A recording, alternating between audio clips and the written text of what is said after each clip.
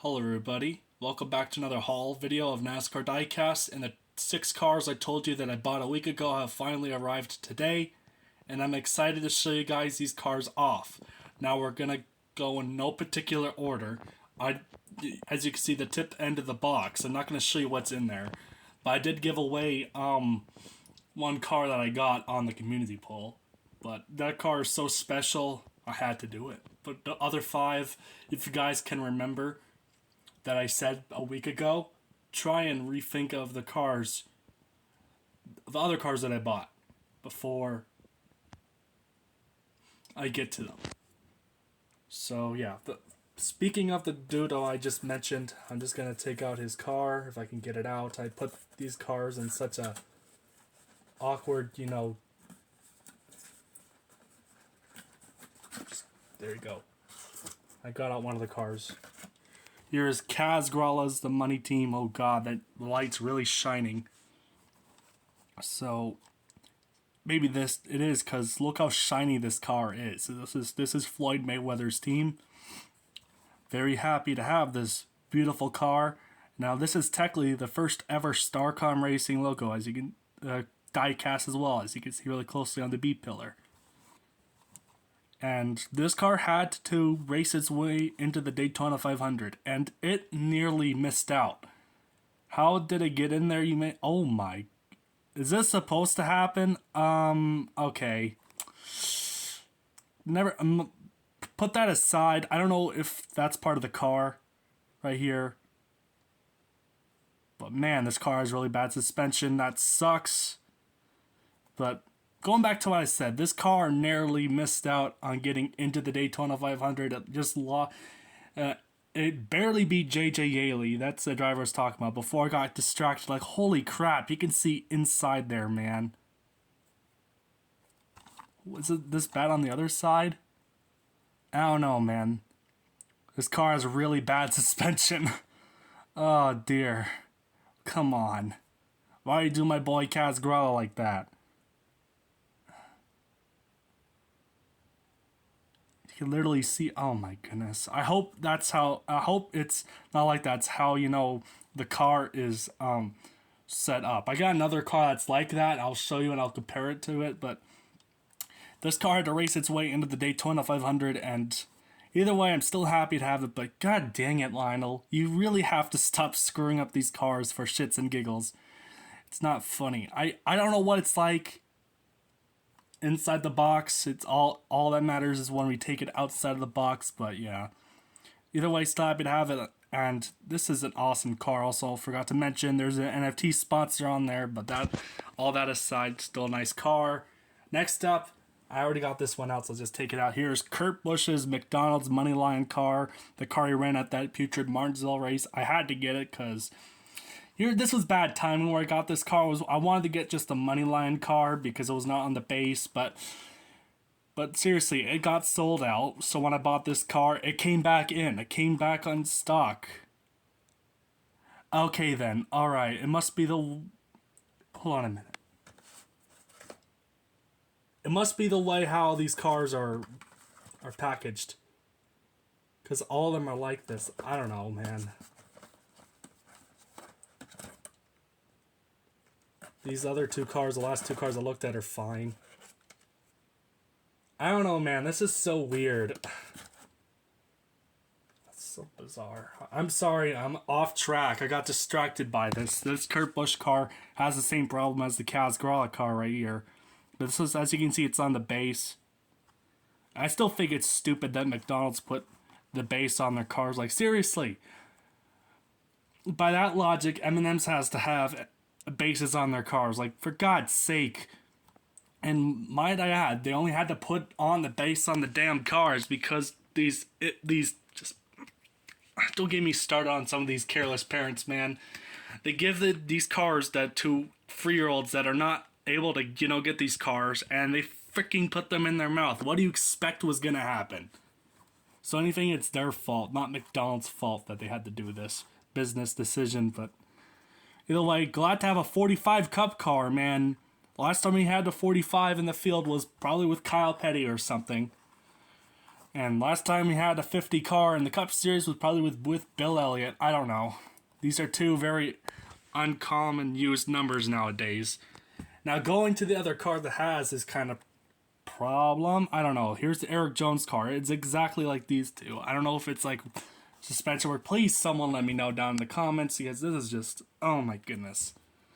This is his Tide ride. This car, from the looks of it, was going to get canceled, but somehow it was saved, but sadly not the gang Ty Dillon car. As you can see, it's very like his 2021 car, but it just on the next gen body. There's a lot of white on the car. Not a big fan of that. I wish they put some orange. I can understand the roof being white, but I wish they put like some blue there, like it is on the car, the light blue. Oh man. Imagine how did they do that? Did they do that with the 2021 car? Did they put the light blue on here? I think that would have looked awesome and had like some orange and blue back here, light blue. I think this car would have sold better and had better ratings on it. But either way, it's still a nice car. I use Tide and Downy and those cleaning detergents to clean the clothes and stuff. And Tide's a good brand. So yeah. Okay. The Tide cars that are actual bleach and are harmful to kids are not on bases, but the McDonald's cars are on bases and that are not harmful to kids. They're food. I don't know how it works. This is just bizarre. Alright, next up we got Kevin Harvick's car, and this one does not have too bad of seeing, as you can see right here. I don't know. This review or this haul is all over the place. I apologize. I did not expect this, guys. This is really awkward. But this is his Subway car, and it looks just as good as the 2021 car. Oh, dear God. The 4 is pushed up way ahead. I'm not a fan of, like, paint schemes or whatchamacallit. Sorry, I had to burp there. I had McDonald's earlier and some Tim Hortons.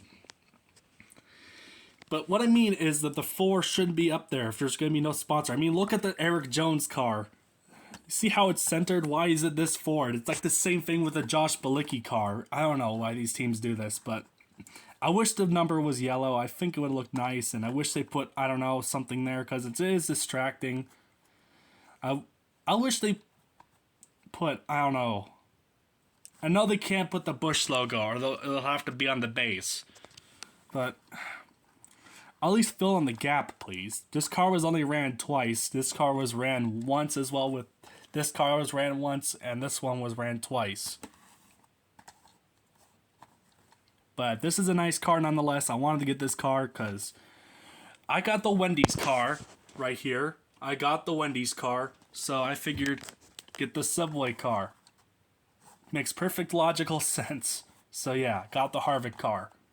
Alright, next up is Chase Elliott's car, and this it's really loose inside the box. Like, come on, man. I don't know. I may be looking way deep into this because I could be just seeing things. That's why I need your guys' help to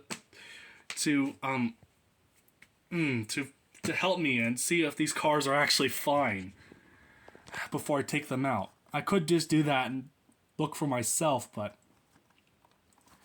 I don't know, man. This is his primary car. This was the actual primary car. Unlike every single one of these cars, I was ran once or twice, but this car right here, this is his Napa car, and this is the first next-gen Chase Elliott car. Like, what is that? I noticed that before I recorded the video. It's like a white hair or white something above Chase's name on the name rail. I think I could get it off. But it's a nice scheme. But here's my catch. Just like the Eric Jones car, I wish they filled in the white gaps, made it blue, and you see how it ends with blue right there? I wish they put yellow around here and then blue, yellow, blue, and did it all the way up to here. I think that would have... I mean, some white would be alright, but I think that paint scheme would have worked a lot better if it had the blue and yellow up here. The yellow and blue up here. All right, next up, the final car is Bubba Wallace's Lido's car. I don't know if I did it for every other car. I'm just going to do this just in case because I do this on every other car. I don't know. Oh, shit. I don't know, man.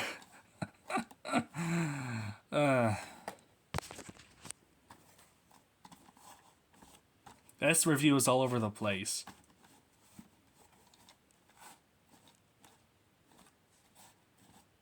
And yeah, I did it with the Casgrau. So, as you can see, this is a returning sponsor for Bubba Wallace. And this car gives me the CommScope Daniel Suarez 2021 car vibes. And hell, even the 2020 car.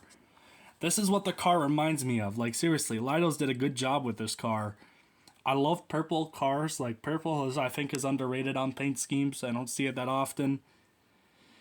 But this paint scheme works. This paint scheme absolutely works. And as you can see, there's a transition from two different sides. As you can see, it looks so good. I watched the original Big Bry's video on it, and it looks freaking fantastic, as you can see right there. So these are the 6 cars that I got for the haul. Right here.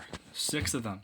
Thank you guys so much for watching. This is a long video, I know. This is about 12 minutes. I didn't want to make it this long. I think it's too long, but I don't know. Please help me decide if these cars are supposed to be like that, like this. I hope to God it's not. I've been wanting to get this car for a while. The last thing I want is to have it have a screwed up suspension.